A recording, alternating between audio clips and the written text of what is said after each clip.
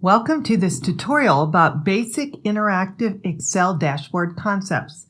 We will be talking about what a dashboard is, what a slicer is, and other things you need to know about the interactive dashboards in Excel. Now let's talk about this tutorial. After completing this tutorial, you will be able to describe a dashboard, define a slicer, and analyze data using the dashboard. Before we go any further, here's a screenshot of an interactive dashboard in Excel. The dashboard is interactive because we can select the market and category and see the trend of sales revenue associated with those selections, for example. We can also select the market and division to see the top product lines associated with those selections. Now let's cover some Excel dashboard basics.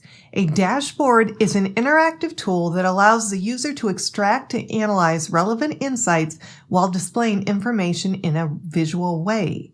Analysis performed with the aid of an interactive dashboard is easier and quicker than scrolling through multiple views and lots of data.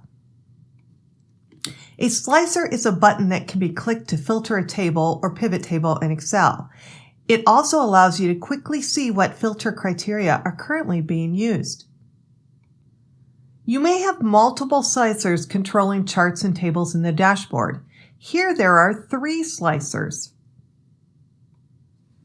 You would click on the button in each slicer to indicate which data you want to display. In this specific dashboard, you can only choose one button at a time within each slicer.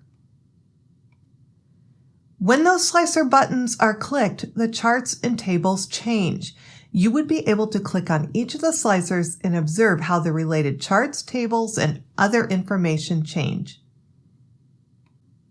Depending on the size and resolution of the screen that you are using to view a dashboard file, you may want to change the zoom level for viewing. The zoom slider is in the lower right corner of your Excel screen.